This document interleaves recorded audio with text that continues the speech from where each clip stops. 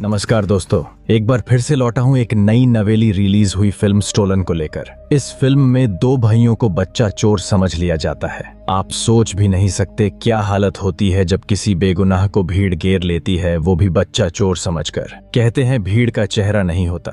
ऐसे केस में कई बार भीड़ किसी बेगुनाह को मार भी डालती है। अब इन दोनों भाइयों के साथ क्या होता है ये आपको फिल्म देखकर ही पता चलेगा। फिल्म में काफी तगड़े ट्विस्ट और टर्न्स है जो कि आपको अंदर तक हिला कर रख देंगे। दोस्तों, इससे पहले मैं एक्सप्लेनेशन शुरू करूं, आप सभी से छोटी सी रिक्वेस्ट है, प्लीज वीडियो को लाइक और चैनल को सब्सक्राइब जरूर करें और हो सके तो एक प्यारा सा कमेंट भी करें। तो चलिए बिना और देरी किए शुरू करते हैं इस फिल्म की कहानी। तो मूवी की शुरुआत में हम देखते हैं कि झूंपा नाम की एक औरत अपनी बच्ची चंपा के साथ स्टेशन में सो रही होती है कि तभी एक औरत चंपा को चुराकर भाग जाती है। भागते वक्त वह एक लड़के से टकरा जाती है तो बच्ची की टोपी गिर जाती है। झूंपा की जब नींद खुलती है तो वह परेशान हो जाती है कि उसकी बच्ची चंपा कहाँ गई। वह उसका नाम चिल्ला चिल्ला कर उसे खोजने लगती है। जिस लड़के से बच्ची चोर टकराई थी उसे ही चोर समझ लेती है क्योंकि टोपी उसके पास से मिली। आसपास के लोग सब उस लड़के रमन को ही घेर लेते हैं। तभी वहां लड़के का भाई गौतम आ जाता है जो सबको समझाता है कि बच्ची इसके पास नहीं है,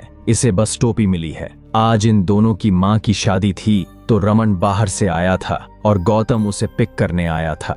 ये लोग जाने लगते हैं। तभी पुलिस वाला रोक कर कहता है कि तुम लोग नहीं जा सकते, तुम लोग गवाह हो, सीनियर ऑफिसर्स को आने दो, स्टेटमेंट देकर जाना। रमन को झूंपा का दुख देखा नहीं जा रहा था। उसे बुरा लग रहा था उसको रोता तड़पता देखकर। घर पर सब इंतजार कर रहे थे इनका, पर गौतम झूठ बोल देता है कि अभी ट्रेन नहीं आई है। झूंपा सोचती है कि वह खुद ही ढूंढेगी अपनी चंपा को। वह स्टेशन पर चाय वाले से पूछती है तो वह अच्छे से बात नहीं करता। अब उनका बयान लेने आते हैं दो पुलिस ऑफिसर। गौतम चाह रहा था कि बस कैसे भी करके यहाँ से निकल जाए, लेकिन रमन चाह रहा था कि झूंपा को उसकी बेटी मिल जाए। इसके लिए हमें थोड़ी मदद कर देनी चाहिए। झूंपा को चाय वाले पर शक हो गया था तो वह उस पर नजर रख रही थी। उसने उसको किसी से फोन पर बात करते हुए सुना बच्ची के बारे में। पुलिस उसे धर लेती है और थोड़ा खर्चा पानी देने के बाद वह बताता है कि जिस औरत ने बच्ची चुराई है उसका नाम सुरेली है। महीने भर पहले मिली थी वो, उसी ने मुझे यह स्कीम समझाई थी। बोली थी कि बच्चे की टिप दूंगी तो हर बच्चे का 5000 मिलेगा।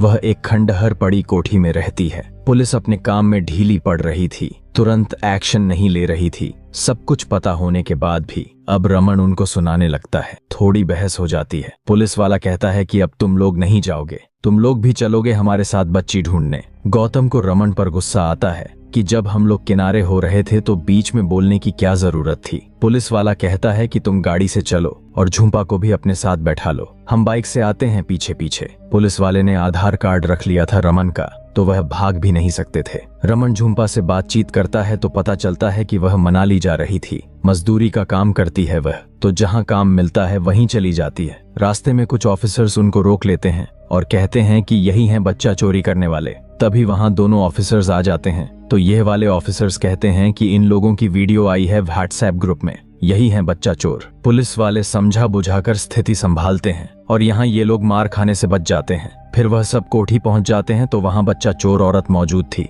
जो कि पुलिस वाले पर हमला कर भागने लगती है। गौतम औरत को भागते देख लेता है तो उसको लकड़ी फेंक कर मारता है तो वह सीधे कुएं में जा गिरती है। कुआं सूखा पड़ा था तो औरत सीधा मौत के मुंह में चली गई। चंपा नहीं मिली और चंपा कहाँ है वह औरत ही जानती थी जो मर गई। पुलिस वाले उन्हें डराने लगते हैं कि अब तो तुम लोग लंबा फंसोगे। बेचारा गौतम अब तक पीछा छुड़ा रहा था इस सब से और जब मदद करना चाहा तो यह कांड हो गया। रमन कोठी में पड़े उसके कुछ सामान को देखने लगता है ताकि कुछ सुराग मिल जाए। पुलिस वालों को अपने सीनियर से पता चलता है कि झूंपा खुद भाग के आई है मुंबई में अपने मालिक के पैसे चुराकर। इससे पहले वे उसे पकड़ पाते झूंपा वहां से गायब हो जाती है। एक पुलिस वाला चला जाता है झूंपा को ढूंढने। जो एक पुलिस वाला बचा था उसे घूंस खिला के ये दोनों निकल लेते हैं। गौतम रमन पर फिर गुस्सा करता है कि बड़ी चुल मची थी ना उसकी मदद करने की, चोर निकली वो। रमन कहता है कि चोर नहीं है वो और पता चलता है कि वह डिग्गी में छुपाकर झूंपा को अपने साथ ले आया है। वो कहता है कि इसको फंसाया जा रहा है, इस पर झूठा इल्जाम लगाया है ठेकेदार ने। रमन को कोठी से कार्ड मिला था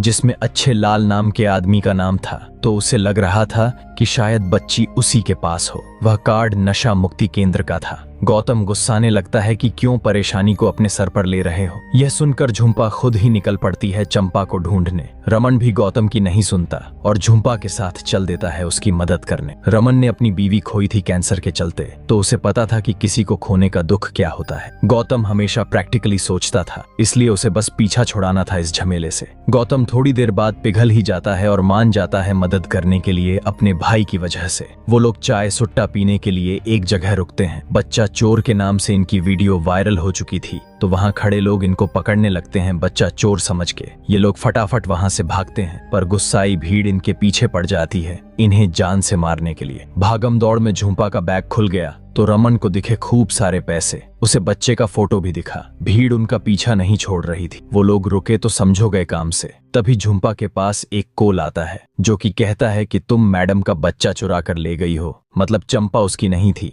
अब तो रमन को भी लगने लगा था कि वाकई में चोर है वो, और लोग आ जाते हैं लाठी बंदूक लेकर। वह लोग भाग ही रहे थे कि तभी रमन को गोली लग जाती है। किसी तरह जान बचाते हुए वह लोग सुनसान जगह जा पहुंचते हैं। झुम्पा मदद करने की कोशिश करती है तो गौतम उस पर चिल्ला देता है कि बच्चा चुराकर तुम भागी हो और भुगतना मेरे भाई को पड़ रहा है। तभी वह अपना पेट दिखाती है जिस पर ऑपरेशन का निशान पड़ा हुआ था, यह यकीन दिलाने के लिए कि चंपा उसकी ही बेटी है, उसने ही उसको जन्म दिया है। वहां 2-3 लड़के आ जाते हैं उन्हें मारने, लेकिन गौतम और झुम्पा उनसे लड़ भिड़ते हैं और फिर वहां से भाग लेते हैं। भागते भागते वो लोग एक गांव पहुंच जाते हैं और वहां की गलियां इतनी पतली थीं कि वो लोग अटक जाते हैं। रमन की हालत खराब होती जा रही थी, पर वह लोग अब पैदल भागने लगते हैं। उन्हें एक खाली घर दिखता है तो उसमें जाकर छुप जाते हैं। झुम्पा को दिखता है कि नशा मुक्ति केंद्र पास में ही है, तो वह चली जाती है अच्छे लाल की तलाश में। रमन की हालत बद से बदतर होती जा रही थी,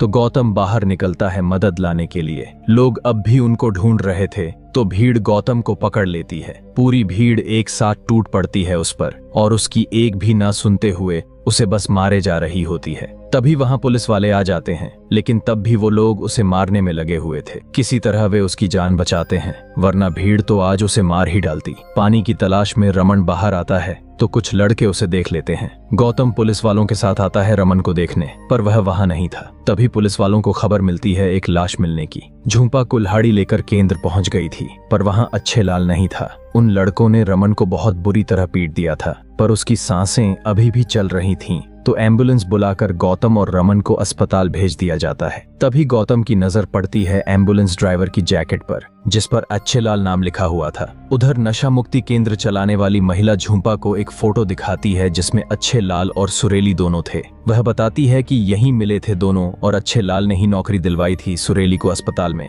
उसी अस्पताल में वह एम्बुलेंस चलाता है। झुम्पा अस्पताल जाने के लिए सोच ही रही थी कि तभी वहां पुलिस वाला आकर उसे पकड़ लेता है बच्चा चोरी के इल्जाम में। रमन को अस्पताल में भर्ती कर दिया जाता है और गौतम लग जाता है अच्छे लाल के पीछे। उसे समझ आ गया था कि इस अस्पताल में बच्चा बेचने का व्यापार चल रहा है और इसमें मिले हुए थे हॉस्पिटल के सीनियर डॉक्टर। सुरेली बच्चा चुरा कर लाती थी और अनाथ बच्चा बताकर ये लोग उन परिवार वालों को बच्चा बेच देते थे जिनके बच्चे नहीं होते। गौतम चंपा को बेचते देख लेता है तो वह हल्ला मचा देता है अस्पताल में कि चोर हैं ये साले, धंधा कर रहे हैं बच्चा बेचने का। पुलिस वाला झुम्पा से पूछता है कि पैसा लिया तो बच्चा चुरा कर क्यों भागी। झुम्पा कहती है कि पैसे सिर्फ एक बच्चे के दिए थे, डील हुई थी हमारी। दया मैडम का अपना बच्चा नहीं था तो उन्होंने मेरी कोख खरीदी। डॉक्टर बोला था कि उसका एक बच्चा मेरे पेट से आएगा, लेकिन भगवान कुछ और ही चाह रहे थे। उन्हें पता था कि मेरा और कोई नहीं है। उनके वरदान से बिना मर्द के मुझे 2 बच्चे हुए।